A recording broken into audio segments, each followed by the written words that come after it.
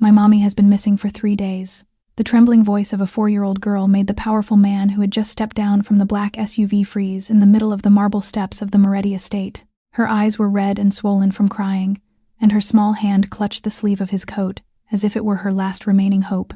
At first, he only thought the child was frightened or had misunderstood something. Yet when the little girl kept pulling him toward the steel door beneath the basement that was always kept locked and kept pleading that her mother was still inside, a powerful sense of unease suddenly rose within the heart of a man who had faced hundreds of enemies without ever flinching. In just a few minutes, that door would be opened, dragging with it a shocking truth capable of shaking an entire empire built on blood and loyalty. Stay with us until the end of the story, because the truth behind that door will be something you could never have imagined. Alessandro Moretti lowered himself onto the marble step, the cold biting through the fabric of his suit trousers. He was not a man who knelt, not for prayer, not for begging, not for anyone. But the small girl standing in front of him, with tears cutting clean lines down her flushed cheeks, was not asking him to kneel. She was asking him to listen. And in 3 years of watching Mia Carter's daughter grow inside these walls, he had learned that Harper never asked for anything without a reason. He took in the details a father would take in, though he was not her father. Bare feet on the cold stone, a cotton nightdress printed with faded yellow flowers, wrinkled from being worn 3 nights in a row, hair tangled at the crown where no one had brushed it, a small chin trembling as she tried very hard not to fall apart in front of him. "Tell me," he said, and his voice came out softer than it had come out in weeks. "From the beginning, slowly." Harper drew a shaking breath. Words tumbled out of her between hiccups, in the disjointed way that only frightened children speak. Her mother had taken Miss Victoria down to the wine cellar 3 evenings ago. They were choosing a bottle of red, something special, a surprise for Uncle Hale when he came home from Sicily. Her mother told her she would be right back. She had promised, but she had not come back. Miss Victoria had come upstairs alone, smiling in the way grown women smiled at children when they were trying to sound calm. Miss Victoria had said Mommy went to visit Grandma in New Jersey. Something urgent, something that could not wait. Harper stopped. She looked directly into Alessandro's eyes, and her small mouth firmed in a way that reminded him painfully of Mia. "But she did not kiss me goodbye," Harper whispered. "Mommy never leaves without kissing me goodbye. Never, never in my whole life." 3 nights, Harper told him. She had slipped out of her bed after the house went quiet. 3 nights she had walked barefoot down the west corridor, past sleeping guards who never noticed a child that small. 3 nights she had pressed her ear against the cold steel of the cellar door and listened. Last night, she said, she had heard something. Not a voice, not clearly, but a sound, a dull, patient thumping, like someone knocking who had been knocking for a very long time. Alessandro felt a cold current move slowly down his spine, vertebra by vertebra. He knew Mia Carter. He knew the woman who brought him coffee brewed twice as strong before every Sicilian meeting because she had learned, without being told, that those meetings hollowed him out. He knew the woman who had never once asked him what happened in the rooms behind closed doors, who had raised her daughter inside a house full of armed men and never once complained. He knew the woman who had polished his late mother's portrait every Sunday for 3 years because she understood, without being told, that some sorrows require attention. That woman would not leave Harper without kissing her goodbye. Not for a sick mother, not for a burning house, not for anything on this earth. He rose to his full height. The 2 bodyguards standing beside the black SUV straightened immediately, reading his face. "Follow me," he said. "No questions." Harper's small hand slipped into his, and her fingers curled around his own with a grip stronger than any grown man's. She did not let go. Alessandro did not know that in only a few minutes, he would understand why a 4-year-old child could be trusted more than all his advisors combined. Alessandro moved through the great hall with Harper's small hand still folded inside his own. His 2 bodyguards followed 3 steps behind, silent, weapons already unclipped from the leather holsters beneath their jackets. He did not need to give the order. They had worked for him long enough to read the set of his shoulders. As they passed beneath the crystal chandelier, Alessandro pulled his phone from his coat pocket. His thumb moved once, a message to the deputy housekeeper, an older woman who had served the Moretti household for 11 years. "Gather every member of the staff in the main hall. Now. Nobody leaves." He locked the phone without waiting for a reply. The reply would come. It always did. They passed through the west corridor, past the tall oil painting of his father that Alessandro had never been able to bring himself to move, past the reading room, past the sealed door of the wine kitchen his late wife had loved, then down the spiral stairs of dark iron that wound into the basement, one narrow curve after another, the temperature dropping with every step. Harper counted the stairs under her breath. 22. She had counted them before, 3 nights in a row. At the bottom of the stairs, the corridor opened onto the old cellar door.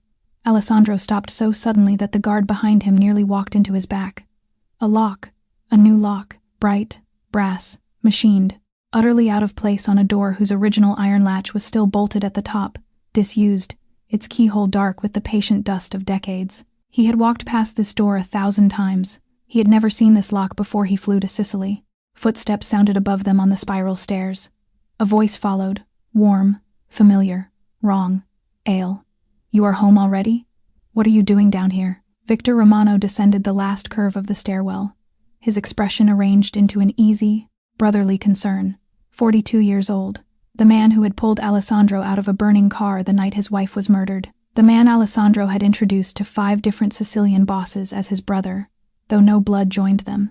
The man who had eaten dinner at this table more nights than the cook could count. Alessandro did not turn around. He raised one finger and pointed at the lock. Who put this here? Victor came down the last 3 steps in an unhurried rhythm. He did not miss a beat. Oh, that. Victoria had it installed last week.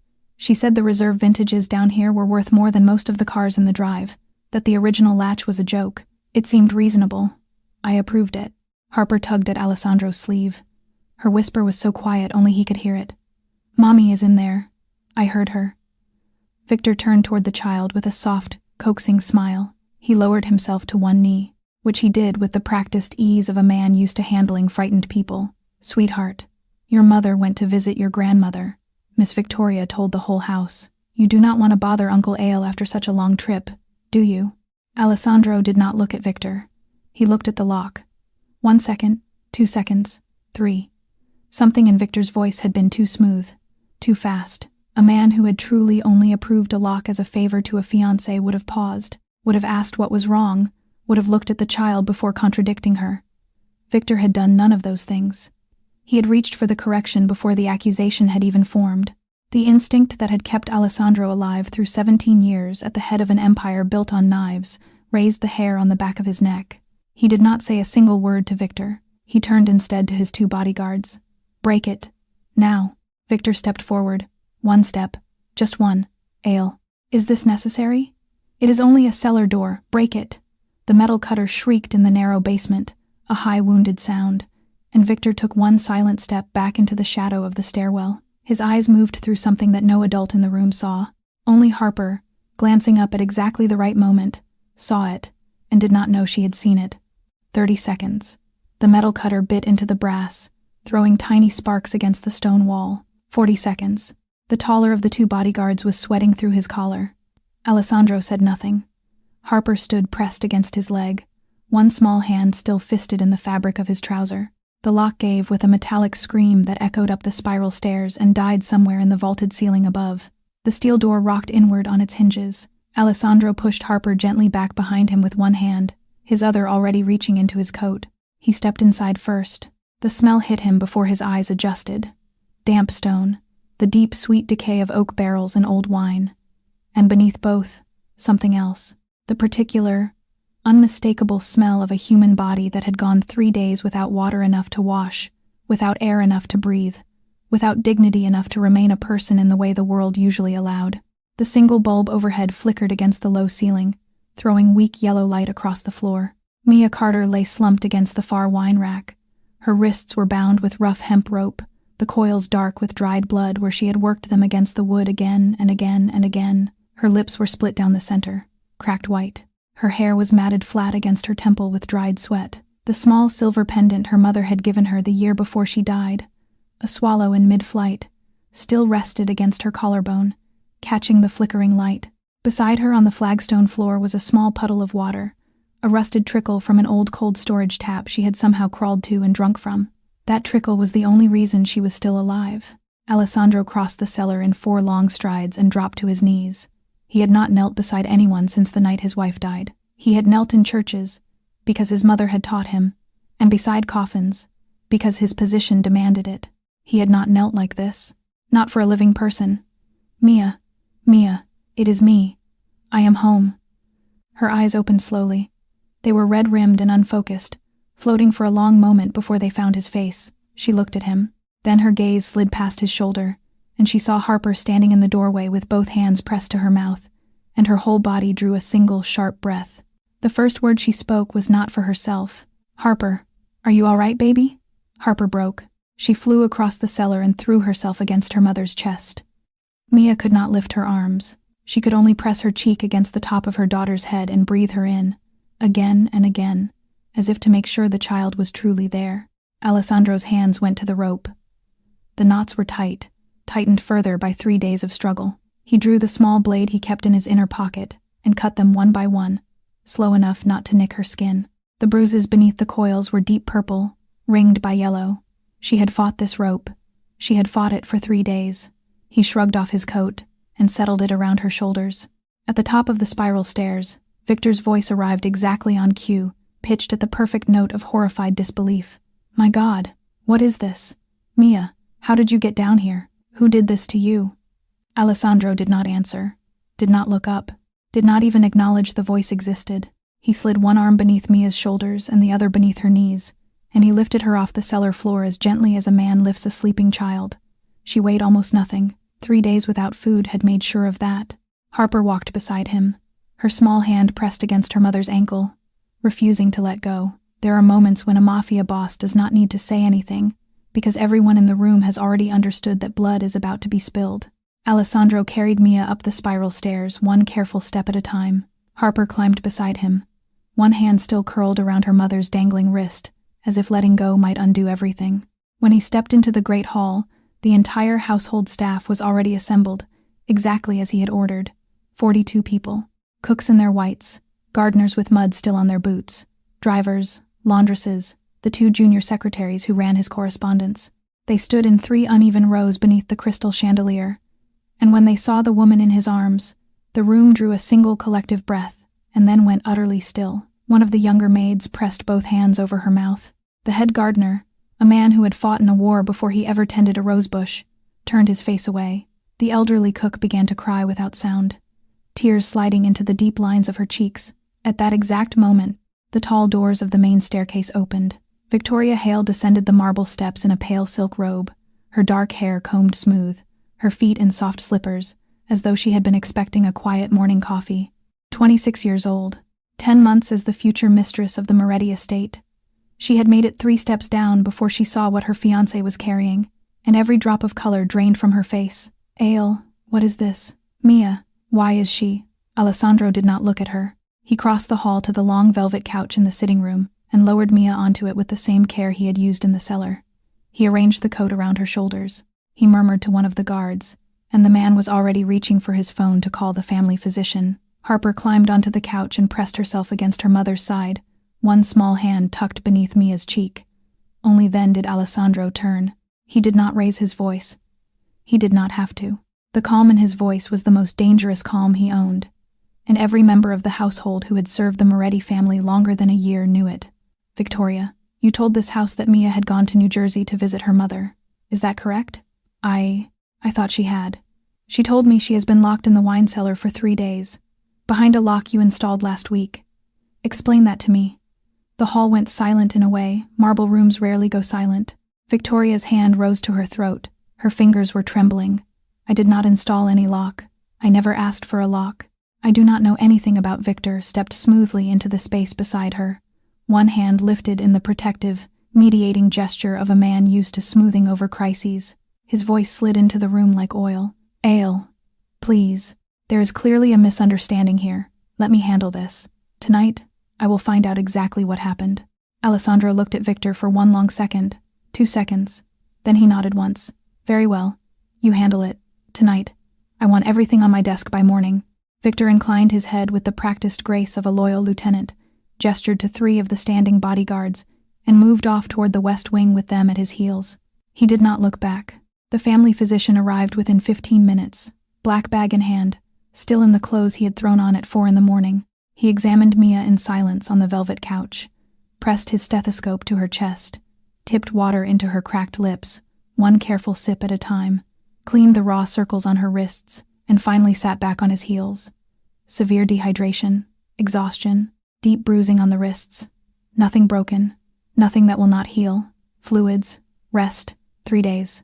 She was lucky. He paused, and looked once at Alessandro. She is a very strong woman. Alessandro nodded without answering. He sat down on the low ottoman beside the couch and did not move again for the next 2 hours. Harper eventually crawled into his lap without asking. She fell asleep against his chest with her small fist curled into his shirt, the first real sleep she had allowed herself in 3 nights. Alessandro did not know that he had just handed the investigation to the very man who had built the whole thing from the ground up. All through that long night, Victor moved through the estate with 3 bodyguards at his heels. He searched the west wing first, then the servants' quarters, then Victoria's dressing room, her private safe, her phone records, the surveillance archive stored in the security office below the garage. He worked with a quiet efficiency that any observer would have called grief-driven diligence. Alessandro did not leave Mia's room. He had carried her upstairs himself once the physician finished, up the wide staircase and into the guest suite closest to his own. He wanted her to wake inside walls she trusted. The nurse the doctor had left behind changed the intravenous drip once and dimmed the bedside lamp. How? Harper slept curled at the foot of the bed like a small watchdog. Alessandro sat in the armchair by the window and did not close his eyes. Every so often his gaze drifted to Mia's face, to the shallow rise and fall of her chest, and he made himself look away again. At 4 a.m, a soft knock came at the study door where he had finally moved to take a call from his lawyer. He said enter, and Victor stepped in, carrying a leather folder and a small canvas evidence pouch. His face was arranged into something that looked convincingly like heartbreak. Hale. I did not want to believe it, but the evidence is too clear. He laid the folder on the desk and opened it item by item. The first was a printed still from the surveillance archive. Time-stamped 4 p.m, 3 days earlier. Victoria at the entrance of the cellar corridor, one hand on Mia's shoulder, guiding her toward the spiral stairs. Directly after that frame, Victor said quietly, the entire cellar camera system went dark for 47 minutes. When it came back on, only Victoria walked back up. No other person entered the corridor during that window. The second item was small and cold in the palm. A brass key, still bright, the twin of the lock that had been cut open that morning. Victor set it on the desk beside a photograph of Victoria's dressing table drawer, the key nested beneath a lacquered jewelry box. The third was a phone log. Victor slid it forward. 7 calls, from her personal line, to a prepaid number, unregistered, no owner on record, all placed after midnight during the 3 days Mia was missing. The number went inactive an hour before you landed. The 4th item was the heaviest, and Victor set it down last, as though even naming it caused him pain. Photographs of the contents of Victoria's private safe, spread open under a lamp. A folded defense schematic of the Moretti estate. Every camera, every guard post, every access point marked in a precise hand. Alessandro's 6-month movement calendar, complete with the confidential Sicily meeting, and a single index card, in pencil, in a neat feminine hand, listing 8 digits. The combination to Alessandro's personal safe. Correct to the last digit. Hale, Victor said, lowering his voice to something close to a whisper. This is not a jealous woman locking a housekeeper in a cellar. This is a plant. She is Bellini's. Alessandro sat very still in his leather chair. He looked down at the desk, and then out through the tall window at the first gray suggestion of dawn touching the garden wall. 10 months moved through him in a slow, silent parade. Victoria weeping softly the first time he told her about his mother. Victoria kneeling in the family chapel at Christmas, lighting a candle for a woman she had never met. Victoria pressing her forehead to his on the balcony the night he had finally told her about his wife, her tears warm against his skin, all of it real, or so he had thought. And her motive for locking Mia? Victor did not miss a beat. His answer came smooth, ready, unhesitating. Mia is the person in this house you trust most. She notices what others do not. If she had walked into the wrong room at the wrong moment while Victoria was moving the schematic out, the entire operation would have collapsed. Locking her away kept the Bellini side of the plan quiet until the extraction was complete. Mia was never the target. She was the obstacle. The answer fit. It fit too well. Alessandro nodded slowly. He did not know that the man laying out this evidence had also built each piece of it, one careful detail at a time. Just before dawn, 2 bodyguards escorted Victoria into the study. Alessandro had refused to allow her time to dress. She entered still wearing the pale silk robe from hours before, her feet in soft slippers, her hair uncombed, her face bare and swollen from a night of weeping into a pillow no one had come to comfort. She stopped just inside the door and looked at him, and for one long moment neither of them spoke. He sat behind the desk, The folder Victor had left lay open before him. "What do you have to say?" "Hale. I did not do any of these things. I swear to God the spare key to the cellar door, in your drawer. Explain. I do not know how it got there. I never asked for it. I never touched it. Someone must have. The defense schematic of this house. In your safe. The combination to my personal safe, written in your own hand. Explain." Her face went the color of old paper. Her lips parted, closed, parted again. "The safe. I changed the combination last week." Victor suggested it. He said with the wedding approaching there would be strangers in and out of the estate, that I should refresh my security. I wrote the new number in the small journal on my dressing table so I would not forget it. "Who enters your room?" "Only me, the housekeeper who cleans it, and Victor, a few times, to go over the seating arrangements for the guests from Sicily." Alessandro looked at her for a long time. He wanted to believe her. Some part of him, some smaller and older part beneath the boss, was begging him to believe her. But she could not answer any single piece of evidence with anything except a shake of her head and a name. No opposing document, no witness, no timeline, only tears. 7 calls from your line to a prepaid number during the 3 days Mia was locked in that cellar. Explain. "I did not make those calls. I have never seen that number in my life. The security footage. You are the last person to enter the cellar corridor with Mia. Yes. I went down with her, but I came back up first. She stayed to choose the bottle.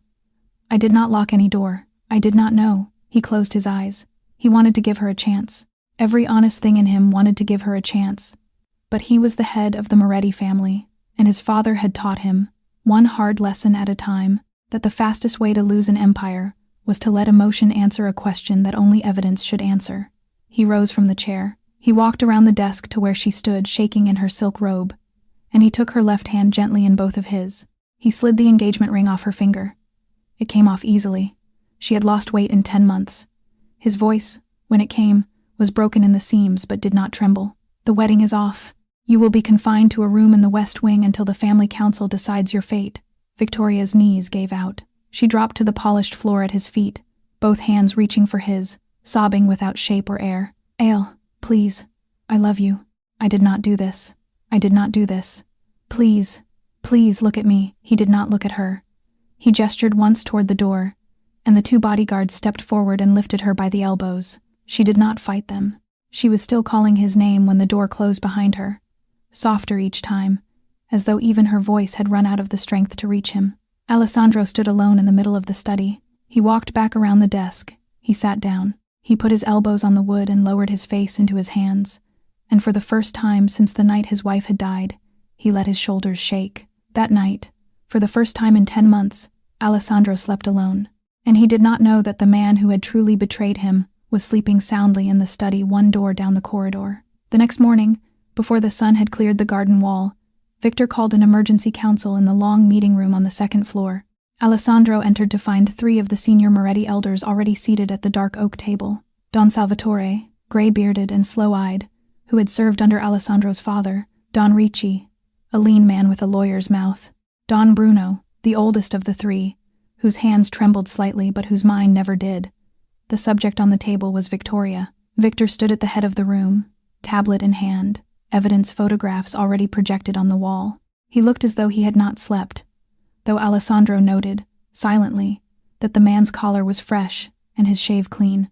"Hale, elders, this is no longer a personal matter. This is a security breach. Victoria has passed the defense schematic of this estate to the Bellini family.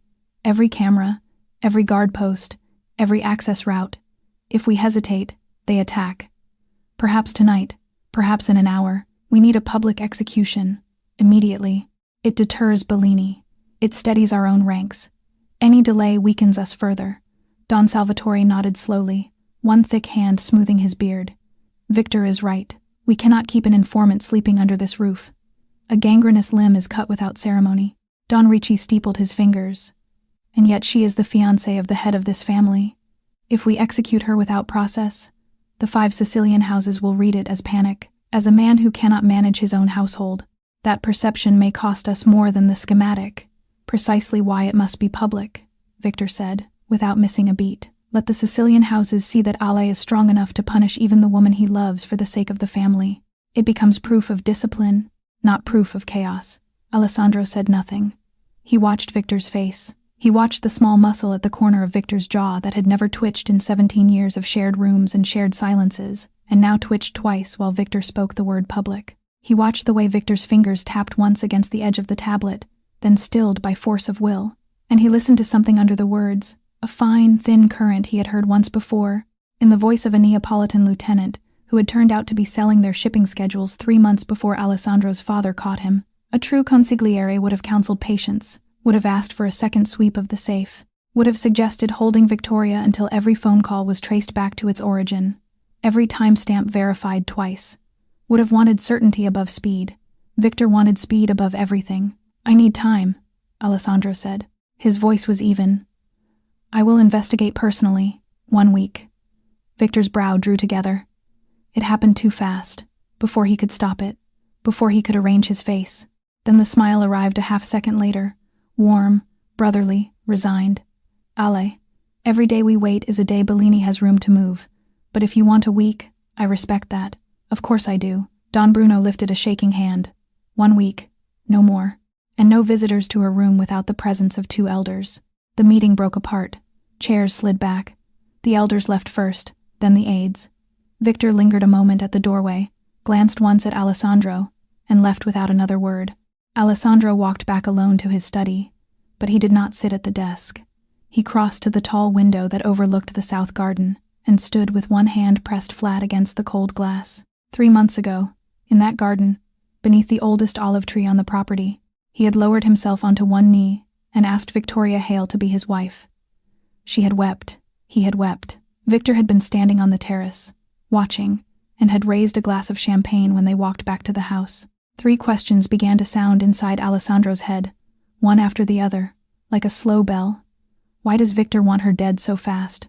Why did every piece of evidence surface in a single night? Who introduced Victoria Hale to me 10 months ago? Alessandro could not yet give a name to the suspicion moving through him. But the instinct of the man who ran an empire on knives had begun, quietly, to wake up. That same afternoon, Alessandro had Mia carried to the small cottage at the far end of the walled garden, the one she had lived in for 3 years with Harper. He believed she would sleep more easily in her own bed, beneath her own quiet ceiling, than in the guest suite of the main house. A nurse was posted at the door around the clock. A cook was instructed to send warm broth every 4 hours whether Mia asked for it or not. She spent the first day sitting up against 3 pillows, spooning thin rice porridge past her cracked lips, while Harper lay curled against her uninjured side. Alessandro visited twice. He did not stay long either time. He asked how she felt. He looked at the bruises on her wrists, wrapped now in soft white gauze. He touched Harper's hair once with the flat of his palm, and left without speaking of Victoria or Victor or anything that had happened above the cottage roof. By the 2nd day after the rescue, Mia was strong enough to walk to the window on her own. She sat in the small upholstered chair with a blanket across her knees and looked out at the garden hedges. Harper was asleep in the next room. The cottage was quiet in the way only a house that has known children can be quiet. She began, slowly, to think. She replayed the afternoon in the cellar. Victoria had come to the kitchen. Smiling in that faintly stiff way she always smiled at Mia, and asked her to come down and help choose a bottle of red. "A surprise," she had said, "for Ale." Mia had followed her without suspicion. But now, sitting by the window, Mia turned the memory over in her hands like a stone. Victoria had not worn gloves. Victoria had not glanced once at the corridor cameras. Victoria had not paused to check the timing, had not lingered by any hidden phone, had not carried anything unusual in her hands. She had walked straight down the corridor with the loose, distracted energy of a woman genuinely doing what she had said she was doing. Mia had watched enough men in this house move like professionals to know what a professional looked like. Victoria had not moved like one. A second detail surfaced, and Mia held very still in her chair as it came clear. Victoria had opened the steel cellar door with an ornate old key, the original, the one that hung on the housekeeping ring in the pantry and had hung there since Alessandro's father was alive. She had not used the newer duplicate key, the bright brass one Victor had produced from the dressing table drawer at 4 a.m. Then how had that duplicate come to be in the drawer at all? Mia had cleaned Victoria's rooms for 10 months. She knew who moved through those rooms. The Italian maid Victor had recommended and personally hired 8 months ago, a quiet young woman named Rosa, who spoke very little English and always arrived at odd hours. Victor himself, who who had lately been dropping by the West Suite 2 or 3 times a week to go over the wedding seating chart with Victoria, always without Alessandro present. The more she turned the pieces, the more the whole shape leaned slightly to one side. But she had no proof. She had only a feeling, and she was a housekeeper. She could not walk up the marble stairs and stand in Alessandro's study and say the name Victor Romano to the face of the man who had raised him. She needed something specific, something a Mafia boss would accept from the mouth of a woman who cleaned his floors. By nightfall, sitting in the darkening cottage with Harper's soft breathing in the next room, Mia had made her decision. She would open her eyes, she would open her ears, she would watch Victor. 3 years inside the Moretti estate had taught Mia one lesson above every other. In a house full of armed men, the woman who stayed silent was the woman who heard the most. In the locked room in the West Wing, the tray of food a guard had slid through the door hours earlier sat untouched on the dresser. Victoria had not eaten. She had not slept. She sat on the wide window seat with her knees drawn up beneath the silk robe, and she looked out at the garden, where 3 months earlier a man had knelt for her under an olive tree. She began, slowly and deliberately, to take her memory apart the way a woman takes apart a broken necklace to find the missing bead. Who had actually stepped inside these rooms over the past 10 months? Who had come near the small safe behind the mirror? Who had suggested things, small and reasonable things, that when laid out in a straight line no longer looked reasonable at all? She began to see Victor. Victor, who had introduced her to Alessandro at the charity gala 10 months ago, guiding her elbow across the ballroom with the easy confidence of an older brother making a match. Victor, who last week had leaned against her doorway with a warm smile and said the wedding would bring strangers through the house, that she really should refresh the combination on her personal safe. Victor, who had come by 3 times in the last 10 days to look over the seating arrangement, always without Hale, always alone, always lingering a little longer than the seating arrangement required. Victor, who 8 days ago had lowered his voice at the top of the west staircase and murmured, almost fondly, "Be careful with Mia. Hale trusts her further than a housekeeper deserves. That kind of trust is dangerous for a wife." Victor, at the gala, 10 months ago, before he had introduced her to anyone at all, leaning close to her ear beside the champagne fountain and whispering, "You look like my mother when she was young. We may even be distant cousins." Small world, she had laughed at the time. He had laughed too. She had thought it charming. Victoria drew a slow breath and held it. She reached for a memory she had never bothered to hold carefully before. Her grandmother, gone now 9 years, sitting in the sunroom of the little house in Rhode Island. The framed sepia photograph on the mantel of an older brother who had emigrated to America alone when he was 17, boarded a ship in Naples, sent 1 letter from New York, and then vanished into the country as completely as a stone dropped into deep water. Her grandmother had spoken of him twice a year, on his birthday and on Christmas. The line of his jaw in that photograph, the set of his brow. Victoria pressed both palms against her mouth. Victor Romano had those same features. She had seen them at the gala and thought only that he was handsome in a familiar way. If Victor was her distant cousin, if he had known that from the first night, if he had known it and she had not, she stood up so quickly the blanket slid to the floor. She began to pace the small room, from the window to the locked door and back, 6 steps each way. She had to tell Alessandro, but she was sealed inside these 4 walls. The guard outside her door had been personally selected by Victor. Every meal came through Victor's chain of command. Every message she might try to write would pass through hands loyal to Victor before it reached Hale. She needed someone else, someone Victor would not think to watch. Someone who lived inside this estate but did not answer to the West Wing command that Victor ran. Only one name came to her, Mia. 2 women who had stood at opposite ends of the same house were now assembling the same picture, and neither of them yet knew the other was assembling it too. The 3rd night after the rescue, Mia could not sleep. The cottage was silent. Harper had asked for water at 2:30 and drained the small glass on the nightstand. Mia rose barefoot, wrapped an old cardigan around her shoulders, and slipped out of the cottage into the covered walkway that connected the small house to the main estate kitchen. She meant only to refill the glass and return. On her way back through the west corridor, she noticed it. A thin strip of yellow light spilling from beneath the door of Victor Romano's private study. The door was not quite closed. It sat open by the width of a finger. She should have kept walking. She began to keep walking. Then she heard his voice. It was not the voice she had heard for 3 years, not the warm, unhurried voice of the loyal right hand who called Alessandro brother at family dinners and laughed at the cook's jokes and always thanked the maids by name. This voice was different. It was low. It was cold. It was calm in the way a blade is calm. Mia stopped in the shadow of the doorway. She held the glass of water very still against her chest so that it would not clink against the button of her cardigan. She barely breathed. Victor was speaking into a phone. Don Bellini. Phase 1 is finished. Hale broke the engagement himself. The Moretti house is already splitting. The elders divided cleanly. Don Salvatore wants her executed. Don Ricci wants process. The crack is open. A pause. The faint hiss of a voice on the other end. The Sicilian bosses are asking each other whether Hale can still control his own household. That question, once asked, does not close. This is the moment. Another pause. I need 3 more days to arrange the execution. After that, you can launch. He will be gutted. He will be alone. He will have lost the woman he loves by his own hand, and the elders will be too fractured to hold the line. The Moretti Empire falls to you. The voice on the other end said something short. Victor's answer came without hesitation. And I take the right-hand seat in the new house. As agreed. Mia's hand rose to her mouth. The glass shook in her other hand. She stepped backward. Once, twice, the soft cotton of her socks silent on the marble. She did not turn her back on the door until she had reached the corner, and then she moved as quickly as her weakened legs would carry her, past the sleeping wing, across the servants' corridor, out into the covered walkway, and into the cottage. She closed her own door behind her and leaned against it and slid slowly down until she was sitting on the floor. Harper was still asleep in the bedroom, small and warm and breathing.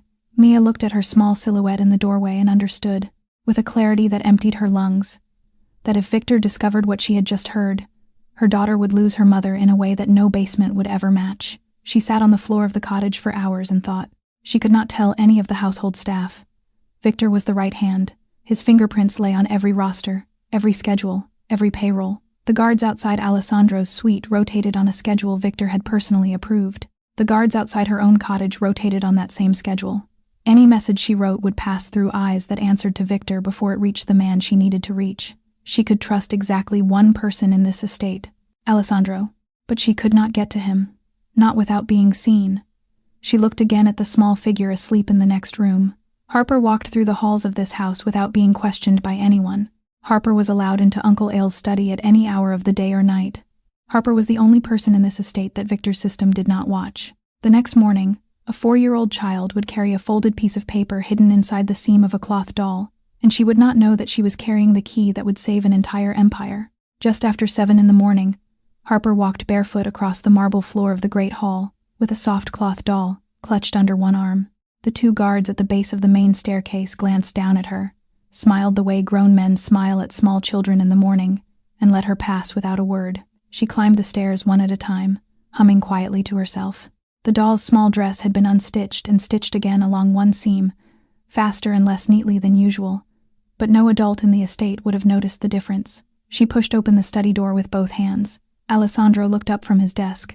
There were dark half-circles beneath his eyes from a second sleepless night, but he smiled the moment he saw her. "Uncle Hale," she said, and held out the doll. "Mommy fixed her. She wanted you to see." He took the doll gently. He turned it over in his hands with the seriousness of a man being handed a diplomatic document.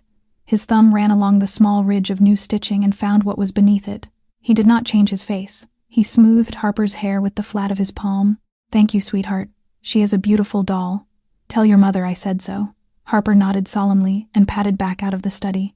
Alessandro closed the door behind her and locked it. He crossed to the desk and worked the folded slip of paper free of the seam with the tip of a letter opener. The handwriting was Mia's. He had seen her handwriting 100 times on the household ledgers. "Need to speak alone. Not in the study. No one else. Olive Grove. 6 tomorrow morning."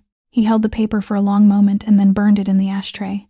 At 6 the next morning, the sky above the estate wall was still the color of wet slate. Alessandro was already standing beneath the oldest olive tree when Mia came through the low garden gate, a shawl drawn around her shoulders.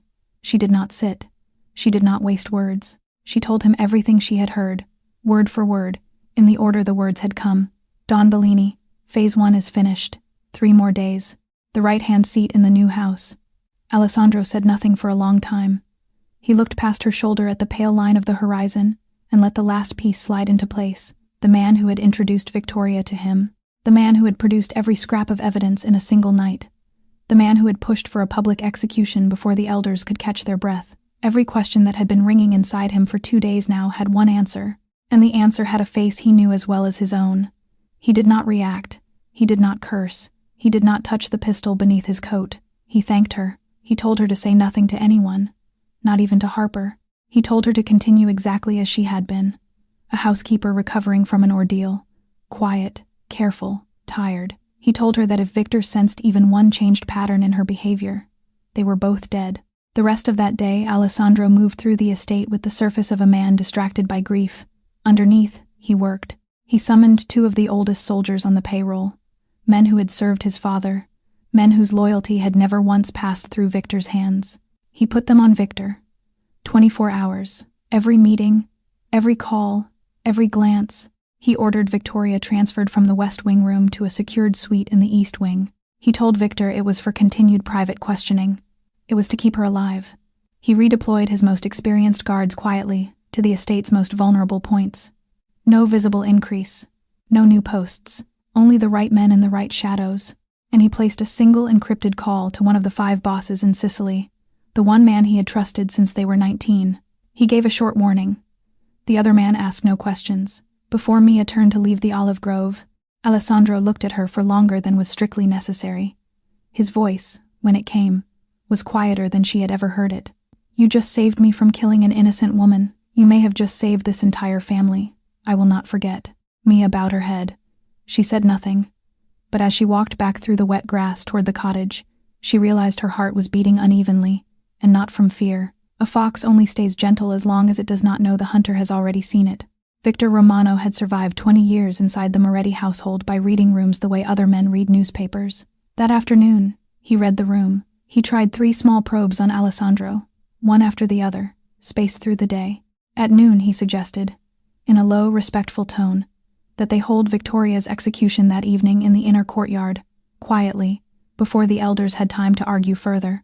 Alessandro turned the suggestion aside with a small movement of his hand and said only, "Later, at 3, he asked, as if in passing, whether he might personally review the surveillance footage of the wine cellar corridor from the day Mia had been taken. Alessandro looked up from a stack of shipping documents, held his gaze for just a beat longer than was polite, and said, "After." At 5, he offered to walk the outer perimeter of the estate himself, a routine duty he had performed for years. Alessandro nodded, and then added, without lifting his eyes from the page, that 2 other men would go with him, 2 men whose names Victor did not know by heart. Victor understood. He was exposed. He did not know how, and he did not know how much, but he knew. He did not panic. Panic had never served him. He walked back to his study with the same unhurried stride he had used for 2 decades, closed the door, sat down at his desk, and began to unfold the contingency he had built for exactly this night. He would not leave empty-handed. Victoria was still worth something. She was worth something to Alessandro as leverage, worth something to Don Bellini as a trophy, worth something to Victor himself as a shield. He would take her with him. At 2 in the morning he moved. He crossed the darkened East Wing corridor with the master ring of keys that only the second in command was permitted to carry. Outside the secured suite where Victoria had been transferred, one of the 2 guards Alessandro had placed to watch him was standing his shift. Victor greeted him by name in a low, friendly tone, stepped in close, and put him on the marble floor in a single practiced movement. The man did not have time to reach his radio, but there was a second man. The second man was posted 3 corridors away with a monitor. He saw everything on the live feed. He picked up his phone. Victor entered the suite.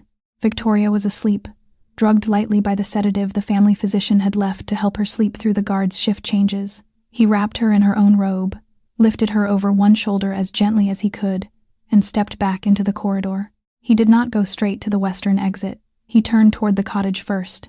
He wanted to be sure about Mia. He was not certain Mia had heard him, but she had been in the west corridor 2 nights before, and Victor did not leave loose threads. He crossed the covered walkway, reached the cottage door, and paused with his hand on the knob.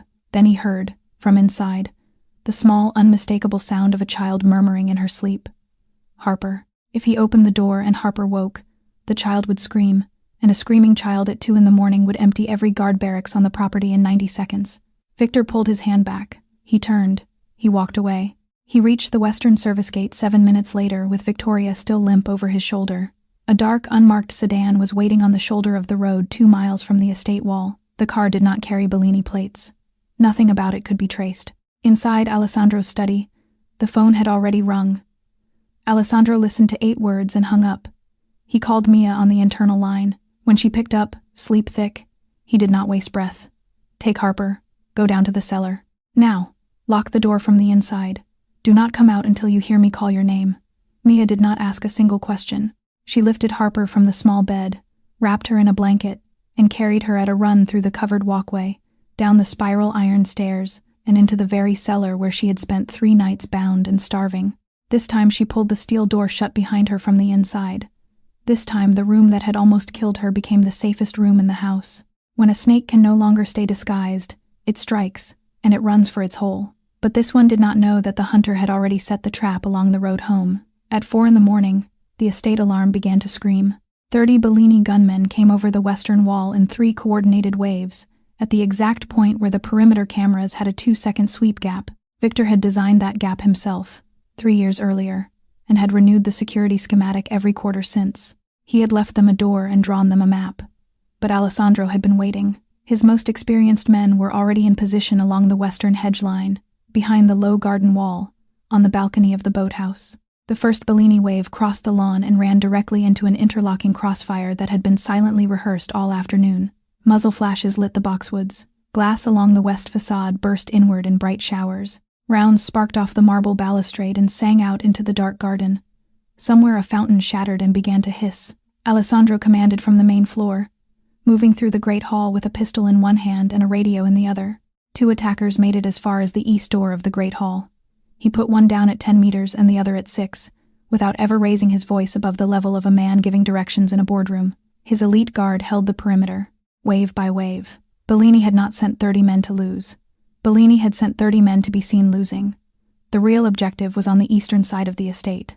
Under cover of the western firefight, 5 gunmen slipped over the low garden wall on the quiet east side, moved through the covered walkway, and descended the spiral iron stairs to the cellar corridor. They knew exactly where to go. They knew the housekeeper had been moved down there. They knew the child was with her. Victor had passed the layout across before he had lifted Victoria over his shoulder. 2 Moretti guards were stationed outside the steel cellar door. Both were down within seconds, taken from the darkness of the corridor before either could turn. The steel door came apart under a small breaching charge. Inside, Mia was already pressed into the far corner with Harper wrapped tight in her arms, her own body angled to shield the child from anything that came through the doorway. She looked directly into the barrel of the lead rifle. She did not close her eyes. The youngest of the 5 gunmen, a boy of maybe 20 with a raw new scar across his cheek, hesitated. He looked at the child. He lowered the muzzle by 2 inches. The team leader snapped once, low and hard. The woman only, not the child. Move! Mia screamed as 3 hands pulled her upright by the arms. Harper screamed louder, higher, a sound that seemed too large for a 4-year-old's body. One of the men shoved the child gently back down against the stone floor and said, almost kindly, "Sit, do not run." Then they were gone, and the corridor was gone, and Mia was gone, and the cellar was silent again, except for Harper's crying. 40 minutes later, the last of the Bellini gunmen withdrew from the western grounds. It was not a defeat. It was a withdrawal on schedule.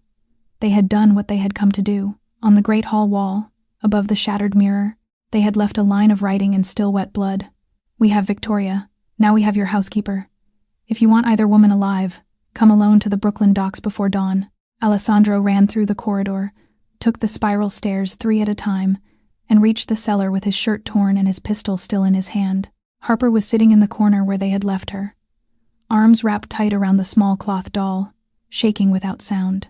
On the flagstone beside her small bare foot lay the silver swallow pendant on its broken chain.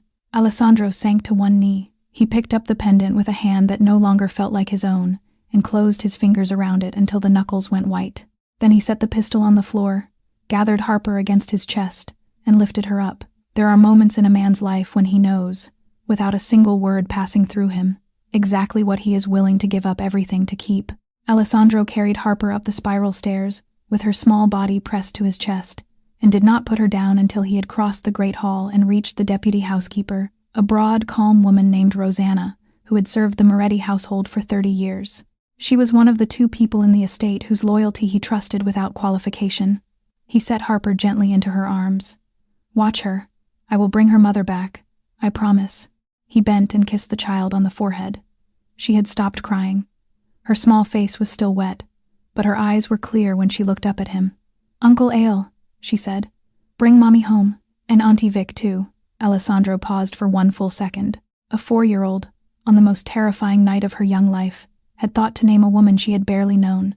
A woman who had lived in a different wing of the house and rarely spoken to her. A woman she had every reason to forget in this moment. She had not forgotten her. That said something to Alessandro about the child. It said something to him about the mother who had raised the child. It said something to him about the kind of house he had almost let Victor Romano turn into ash. He straightened. He crossed the great hall to the operations room and summoned his 12 most elite guards, the men who had trained under his father's captain and had bled for the Moretti name more times than could be counted. Bellini had said, "Come alone." Alessandro had never in 17 years believed a single word an enemy said. He would go with 12. 3 teams. 3 points of approach. He knew the Brooklyn docks. He knew the specific warehouse. It had been a Bellini weapons depot during the last years of Prohibition. A squat concrete shell along the East River, 3 doors on the landward side and 1 submerged access from the water. His father had drawn the layout for him on a napkin 25 years ago and told him one day he might need to know. The 3 armored SUVs pulled out of the estate gate at 4:30 in the morning, headlights doused, running dark through the empty avenues. Alessandro sat in the front vehicle beside the driver and did not speak. He was thinking about his wife. He was thinking about the night, 7 years earlier, when he had come home late from a meeting he had insisted on taking himself, and had walked into their bedroom and found her already dead on the floor beside their bed. 2 shooters had come and gone. He had arrived 9 minutes too late. 9 minutes. He had lived every day of the last 7 years inside those 9 minutes. He could not live inside them again. Not with Mia, not with Victoria. In the last 3 days, both of the women his life had circled around had been threatened by the same man. One of them he had loved openly. He had told her so beneath an olive tree with a ring in his hand. The other one he had never once in 3 years allowed himself to name the feeling for, not even inside his own head, because to name it would have been to accept that a man in his position was not permitted such a feeling for the woman who cleaned his floors. He slid one hand into the inner pocket of his coat and closed his fingers around the small silver swallow on its broken chain. He would put it back around her neck himself. He would put it back around her neck himself, even if it cost him his own life to do it. The warehouse rose out of the river mist ahead of them, low and gray against a lightning sky, and inside it, something that no one had foreseen was already waiting. Inside the warehouse, 2 wooden chairs had been dragged into the center of the concrete floor and set close together beneath a single hanging bulb. Mia and Victoria were bound to them side by side. 20 Bellini gunmen stood in a loose ring around the chairs. At a card table pushed against the far wall, an old man in a dark overcoat sat perfectly still, one liver-spotted hand resting on the head of a walking cane. Don Bellini himself had come out to watch the end of a long game. Victor stepped into the ring of light and stopped in front of Victoria. His face, for the first time in 10 months, was not arranged for anyone. "I am sorry, cousin, but you were the perfect piece. You truly loved him. That is why he believed the betrayal. Nothing false ever plays as convincingly as a truth held by the wrong person." Victoria stared up at him, her lips parted twice before the word arrived. "Cousin. You are. My father and your grandmother were brother and sister. She sailed to America at 17. He stayed. I have known who you were since I was a boy. I looked for you for years. When I saw you at that gala, and I saw the way Alessandro looked across a room without noticing anyone, I knew you were the card I had been waiting to play. I am sorry. But Bellini pays more than Moretti." Mia sat listening in the chair beside her. Her wrists were tied, but tied in haste, and one of the loops had already begun to give against the ridge of her thumb. She turned her head slowly and looked at Victoria's face in the yellow light. She saw the color drain out of it in one long wave.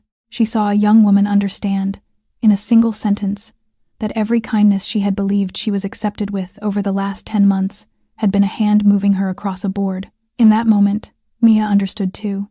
Victoria had not been her enemy. Victoria had been another prisoner sitting in another cellar. They had simply not seen each other's chains.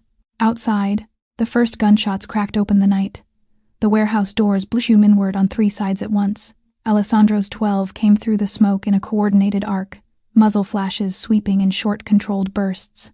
The Bellini gunmen dropped in the sequence they had been standing, one after another, along the ring around the chairs. Victor stopped seeing his cousin. He turned toward the widening breach in the far door and raised his pistol toward the man he could already see moving through the dust.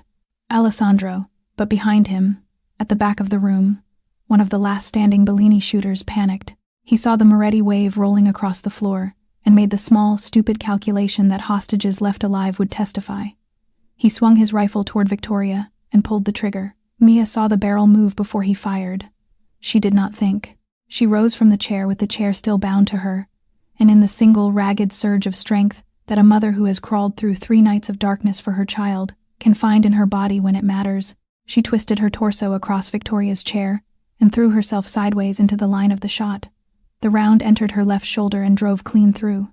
Blood spat across the concrete floor. Victoria screamed, not at the sound of the shot, not at the sight of the wound, but at something she could not understand. Why? Why did you do that for me? Mia's lips had gone white.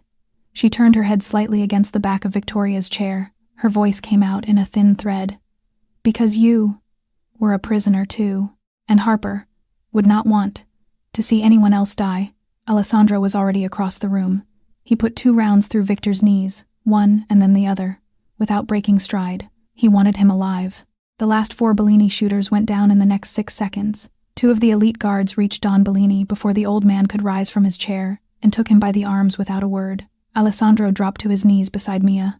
He pressed his folded coat against the wound at her shoulder with both hands. Hard. You will not die. I forbid you to die. Do you hear me? She smiled weakly. He took the silver swallow pendant from his inner coat pocket, unclasped the broken chain, and fastened it around her neck with hands that were slick and shaking. Harper is waiting for you. She told me I had to bring Auntie Vic too. You will not make me break a promise to that child. Mia closed her eyes, not to die, but because she had nothing left. Some wounds bleed, and some wounds only weep. That night, the Brooklyn docks saw both. Mia was carried through the back entrance of the private Moretti clinic before dawn, still wrapped in Alessandro's coat, the swallow pendant fastened around her neck. The surgeon met them in the corridor already gloved.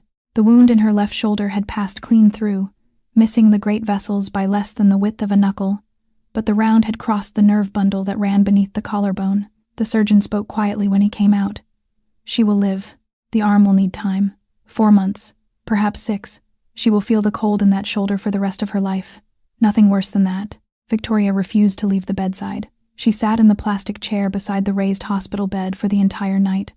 One hand wrapped carefully around Mia's uninjured right hand, her hair still tangled from the warehouse, her wrists still marked by the rope. She did not cry aloud. She only stayed. Alessandro stood in the doorway and did not step inside.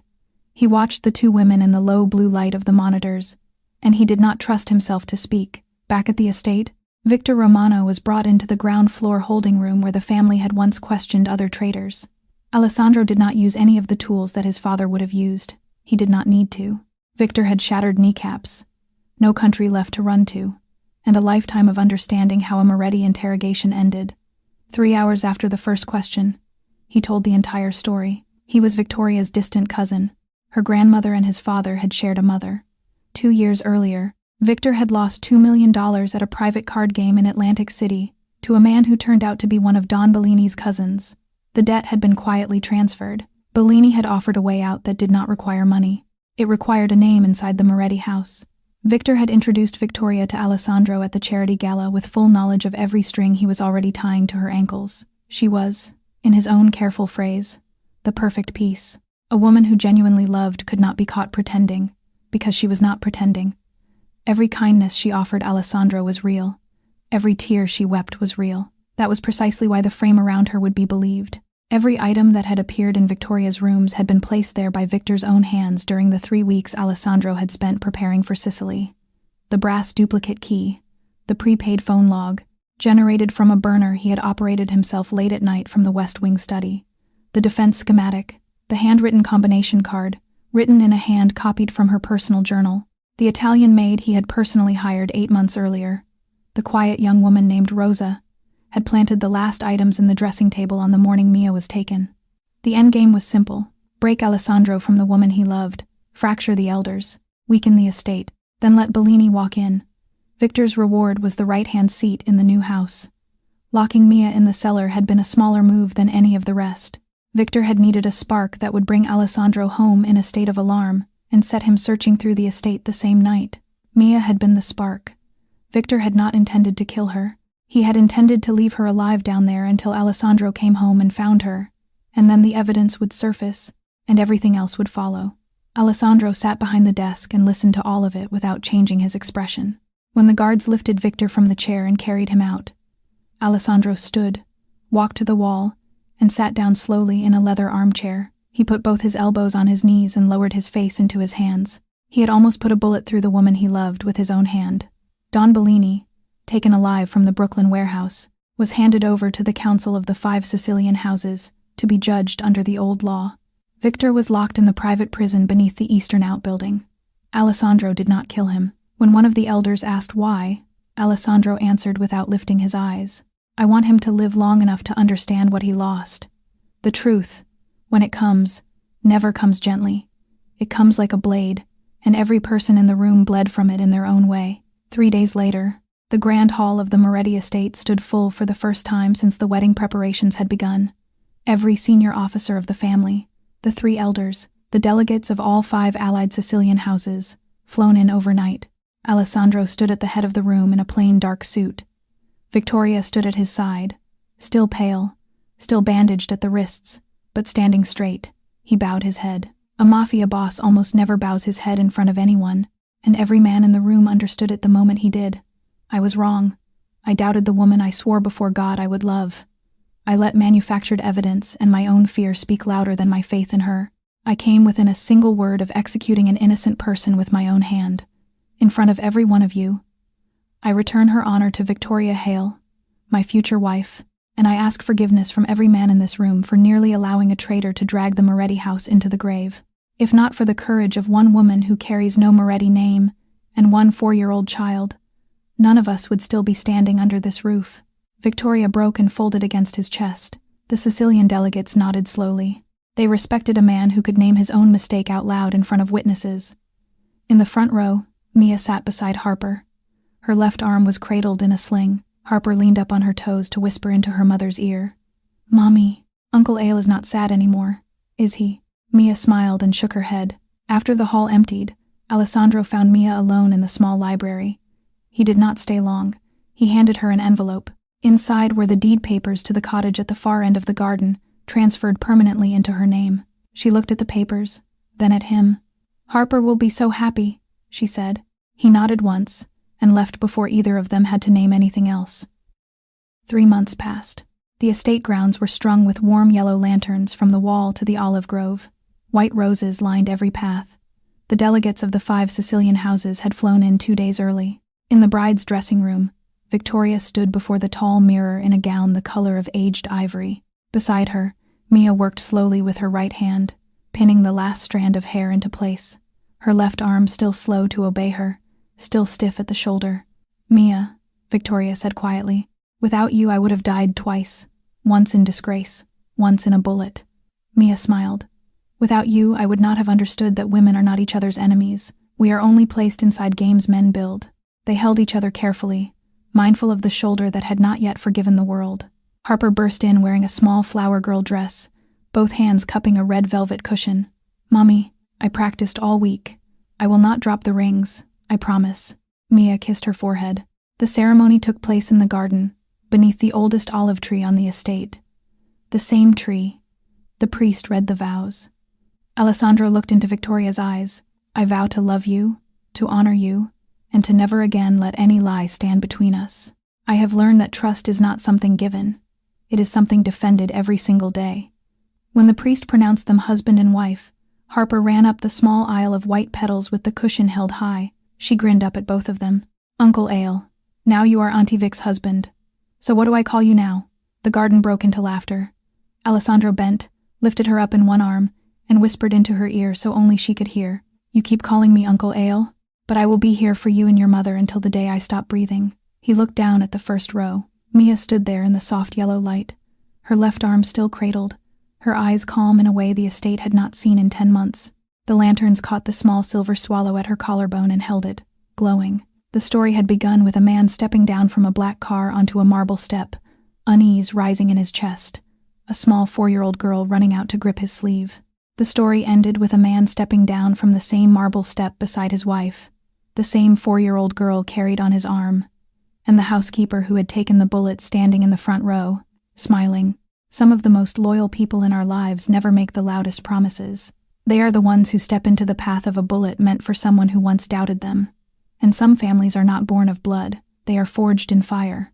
Thank you for staying with this story until the very last word. In your life, has there ever been someone who stepped in front of a bullet for you? Not always a real bullet. Sometimes a word, sometimes a small, silent choice at the right moment. Tell us in the comments where in the world you are watching from tonight. If this story reached your heart, please leave a like, subscribe to the channel, and share it with the person you believe most needs to hear it before they sleep tonight. We wish you good health, love from the people who deserve you, and the courage to see clearly who is truly standing at your side. We will see you in the next story. A new heart, a new truth, waiting to be told.